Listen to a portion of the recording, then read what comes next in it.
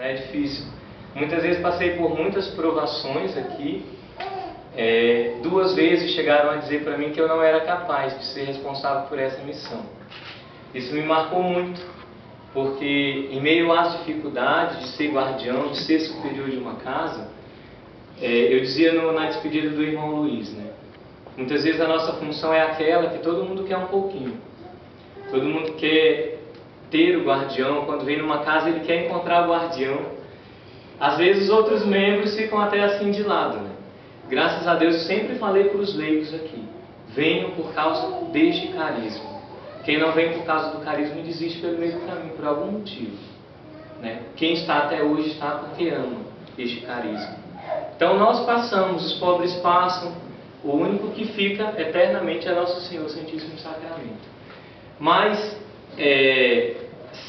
pessoalmente, de pessoas, sempre tem aquela coisa, né? Cada um quer um pouquinho do guardião. Muitas vezes você não está bem, mas você tem que sorrir. Muitas vezes você está vivendo um momento difícil, assim, por alguma coisa, por uma realidade burocrática, às vezes, da missão. E aí alguém precisa de você, né? Então é um desafio muito grande. Muitas pessoas nos enxergam como se nós não tivéssemos erros. Então eu sempre tenho que dar a palavra certa no momento certo. Eu sempre tenho que ser a pessoa certa. Eu sempre tenho que dar todas as respostas. Muitas vezes é difícil ser guardião.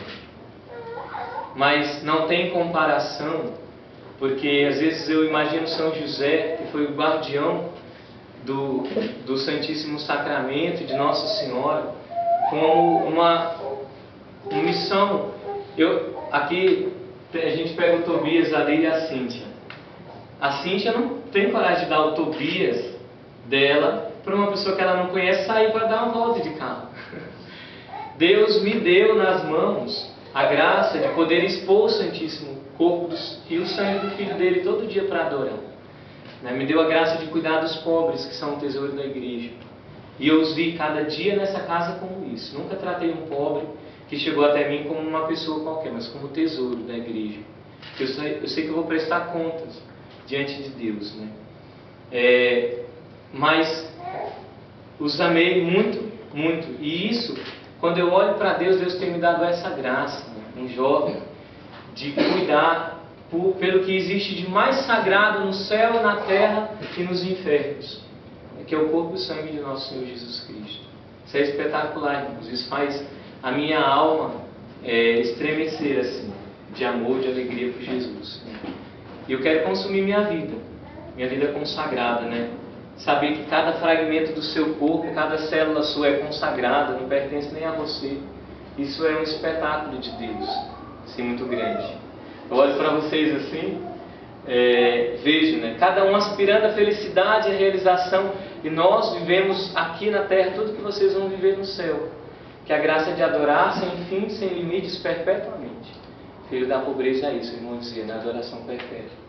Então a beleza deste carisma se coloca sobre tudo que eu posso ter vivido de difícil aqui nessa missão. E se eu passei, se hoje estou aqui, primeiro pela graça de Deus, do Santíssimo Sacramento, o cuidado de Nossa Senhora, que eu sempre amei, com uma única mulher que eu posso dizer que é a minha Senhora, né?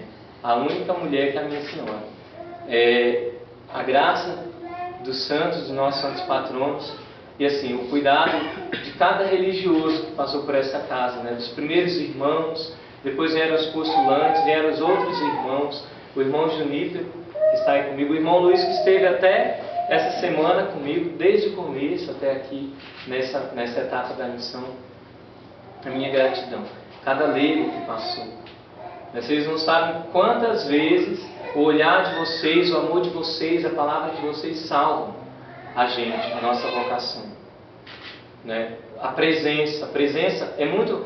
Por isso o Frei Rosântimo que diz, né? Que a presença é um presente. Então, vocês são presentes na nossa vida, né? Presente. Mas assim, os meninos, né, os aspirantes que estão aí comigo, que são quem eu olho para eles assim, começando, eu me enxergo muitas vezes lá atrás, e assim, me dá ao mesmo tempo um desejo de renovar na minha vida consagrada, de nunca viver na mesmice, sabe, cada dia é um novo. Hoje é o único dia, então pronto, essa noite é a única que eu tenho. Mas eu tenho um segredo para quem quer olhar para frente sempre e ter sempre o consolo de Deus. São os pobres. Os irmãos, os acolhidos que moraram comigo desde o primeiro acolhido que eu acolhi, os que já estavam na casa, até o último que eu acolhi, que eu nem sei mais quem foi. Os irmãos sempre foram meu refúgio em muitas situações. Em muitas situações. Quando eu não tinha, às vezes, força, os irmãos, eles sempre me ensinaram, os pobres. Os pobres, eu entendo porque que São Lourenço dizia que eles são o tesouro da igreja.